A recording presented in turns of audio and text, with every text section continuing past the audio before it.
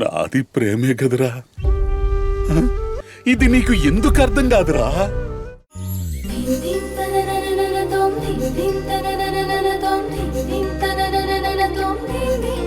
అది కాదు మీరా, పాపకి మధ్యాహ్నం కూడా ఏమీ పెట్టలేదు. తినకపోతే పస్తులుండి చేస్తాం. మా నాన్న మమ్మల్ని వదిలేయండి.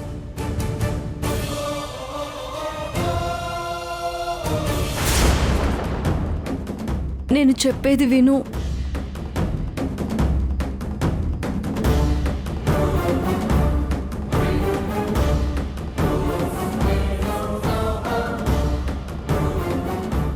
చచ్చేదేదో బయటికెళ్ళి చావు, నా ఇంట్లో కాదు. ఇప్పుడు చెప్పేది అండర్లైన్ చేసి మరీ గుర్తుపెట్టుకో. నా కోడల మీద అరవాలన్న ఆలోచన కూడా చేయకో. ఎక్కడి నుంచి వచ్చావో అక్కడికి వెళ్ళడానికి కూడా మళ్ళీ ధైర్యం చేయలేవు.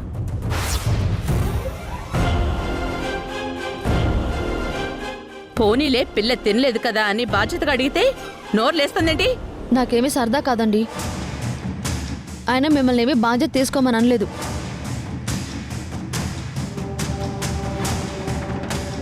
సహాయం కోసమే వచ్చాను.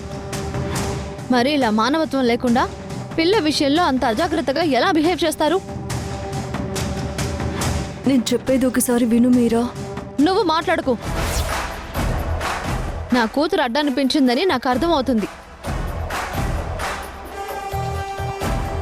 తన కోసమే మౌనంగా అన్నీ భరిస్తున్నాను. అలా తీసుకుని వదిలేసావే, తనకేదైనా అయితే? ఏం జరిగింది? మేడం. వసుంధరా, అడిగేది నిన్నే. ఏం జరిగిందో చెప్పు.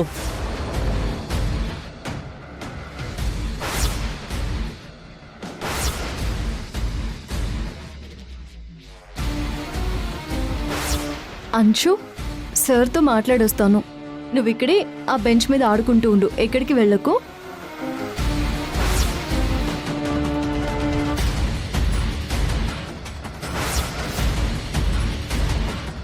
అసలు ఆ పార్క్ ఎక్కడుందా పార్కు? మేము వెళ్ళింది మన ఇంటి వెనుకున్న పార్క్కి మీరా. అది అత్తయ్య జరిగింది. మేం వెళ్ళి వెతికితే పాప పార్క్లోనే కనిపించింది. కానీ వసుంధర పార్క్ మొత్తం చూశాను, పాప ఎక్కడా కనిపించలేదని అబద్ధం చెప్పింది.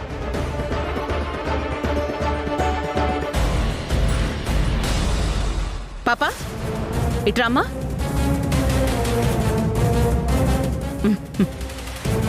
తను నీతో ఎక్కడికి వెళ్ళొద్దు అని చెప్పిందా? చెప్పింది. మరక్కడి నుంచి ఎందుకు కదిలావు? ఒక తాత వచ్చి ఈ బెలూన్స్ ఇచ్చాడు.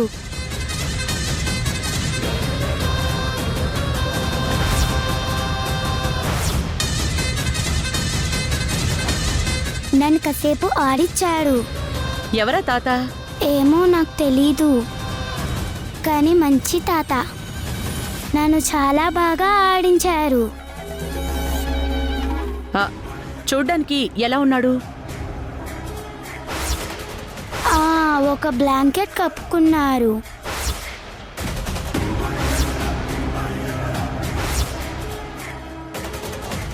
మొహం సరిగ్గా కనిపించలేదు.